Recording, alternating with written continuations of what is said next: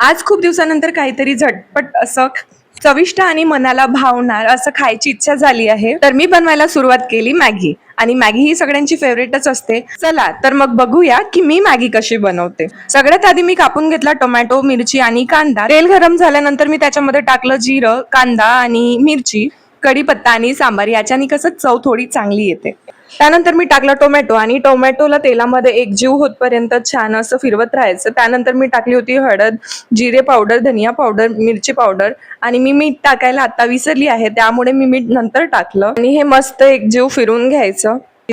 सगळ्या भाज्या शिजल्यानंतर त्याचा थोडा कलर चेंज होऊन जातो. त्यानंतर मग त्यामध्ये टाकायचं टोमॅटो केचप आणि हे ऑप्शनल आहे, जर तुम्हाला आवडत असेल तर टाका, नाहीतर नाही टाकलं तरी चालेल. त्यानंतर मी टाकलं 2 ग्लास पाणी, त्याला छान उकळी येऊ द्यायची. त्यानंतर टाकायची त्यामध्ये मॅगी आणि मॅगी ही थोडी मैद्याची असल्यामुळे याला थोडं जास्त शिजू द्यायचं, ओव्हर कुक होऊ द्यायचं, ज्याच्यामुळे पोटालाही त्रास होणार नाही आणि चवीला सुद्धा चांगली वाटते. आणि वरून टाकायचा मॅगी मसाला. मी फोडणीमध्येही टाकते आणि वरूनही टाकते. तुम्ही पण हे ट्रिक यूज करून पहा, टेस्ट खूप चांगली येते. आपली मॅगी शिजून मस्त रेडी आहे. मी घेतली आहे प्लेटमध्ये खायला आणि तुम्ही माझ्या पद्धतीने मॅगी बनवून पहा आणि मला सांगा कशी झाली.